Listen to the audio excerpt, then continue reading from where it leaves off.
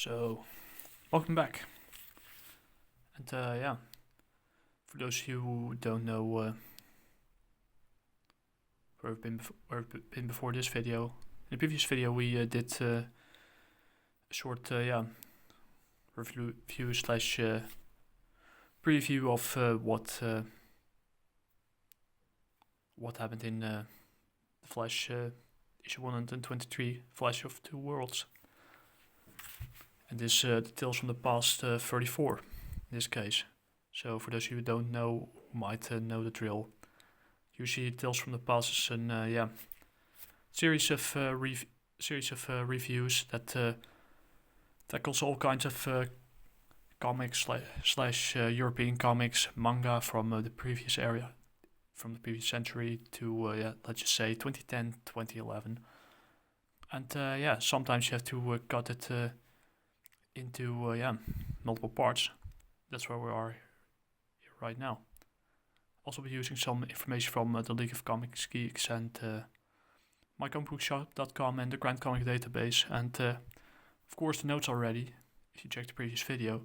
So now we do the recap. In the previous issue, the Flash was aka Barry Allen, the guy from the left, the Silver Age Flash, was performing in front of children, and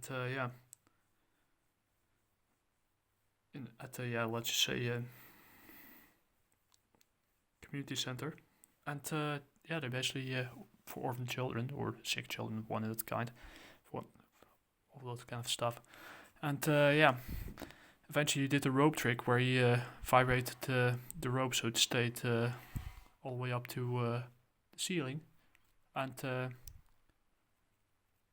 he just vanished because he vibrated at the same frequency as, in this case, Earth 2. And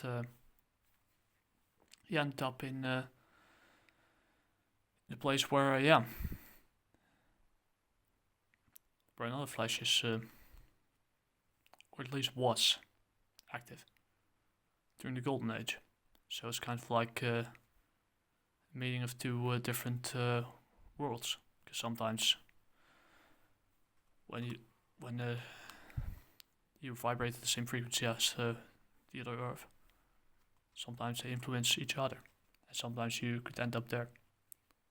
According to this multiverse theory. So let's get into the video. So in the previous video, Barry and Allen ended up disappearing, hanging on the rope, and one split second after he vanished from the stage, he reappears on a lonely road, staring about in astonishment, and he wonders where the hell is if he is. Hey, what am I doing here? Where is he?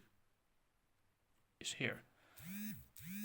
He could have vibrated so swiftly that that's what happened. He vibrated so swiftly that he, at a frequency that was similar to the second Earth 2, where the Golden Age heroes live, and where Jay Garrick lives in this case. And he ends up on the second Earth, like I said, I repeat myself, and he races through the city. Fake uneasiness stirs in him, and he basically tells him that, I don't see the Memorial Tower or the sports stadium. I just hope I haven't gone through some sort of time warp. I'll enter Central City before they were built. But it turns out this is not Central City. This is, so he runs away, he steps around the GCPD, and as he arrives, he figures out that something else awaits him. This isn't the Picture News building. Instead, the Keystone City Herald building is where it ought to be. What's going on? Where am I? What day is it? Probably ended up in 1940 or something. So he goes here, reaches Keystone City Herald, and a glance at the newspaper at the nearby stand reassures him. June 14, 1961. Well, the dates are right, but the place and everything else isn't it. I I didn't go into the future or the past, that's for sure. I better check a little further. But where's Keystone City? Huh? Who are you? Kidding. It's right here. Now you answer my question. What are you doing in that getup? Good question. Sorry, no time to answer questions. I just had to brainstorm. Keystone City, that could it be that what I'm thinking is true? He used to live here. Who's referring to? And there he is. A name pops up on the telephone book or in the newspaper, and it's Garrick J. 5252 78th Street, Keystone City. And he'll soon find out. So Barry runs all the way to the signs of the Crimson Comet near 78th Street, and better get out of my Flash outfit and show up, and there's Barry Allen. Secret spring in his rings pressed, and the device compresses his uniform back to a molecular level, or microscopic level, into his compartment. And he rings the bell, and he arrives at Jay Garrick's house. But Jay Garrick, of course, at this point, they still are unfamiliar with each other. So because different era and stuff. And is your Jay Garrick a bit older?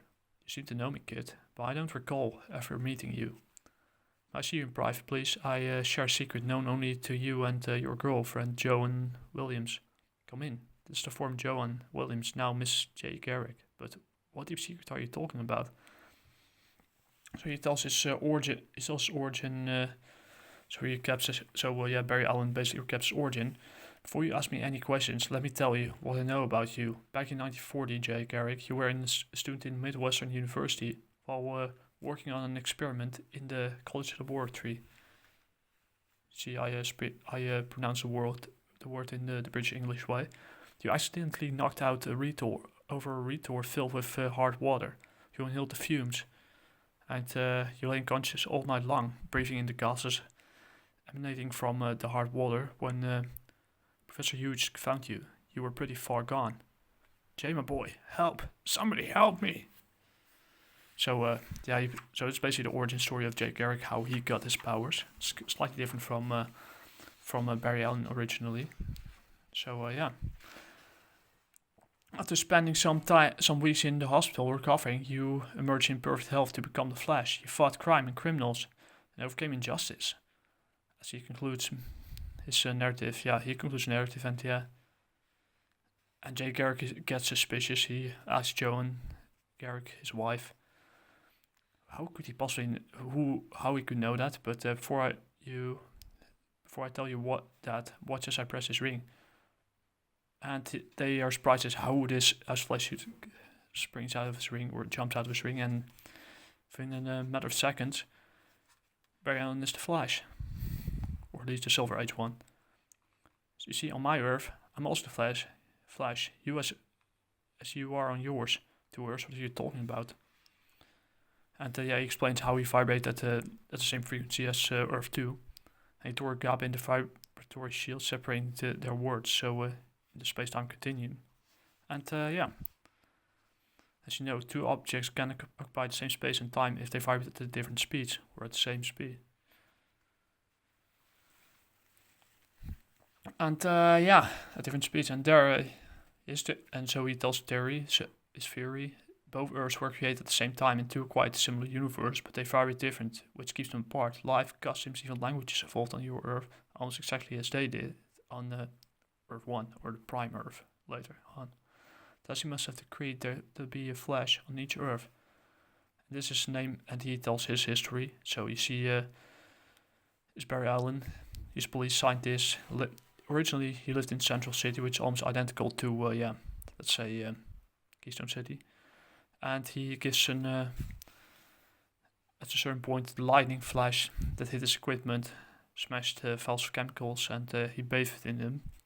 Later, this spoiler alert, it turned out that flash was actually Barry Allen himself, after he sacrificed himself in the Crisis event on Infinite Earths, and eventually became the lightning bolt that gave himself power. So creating a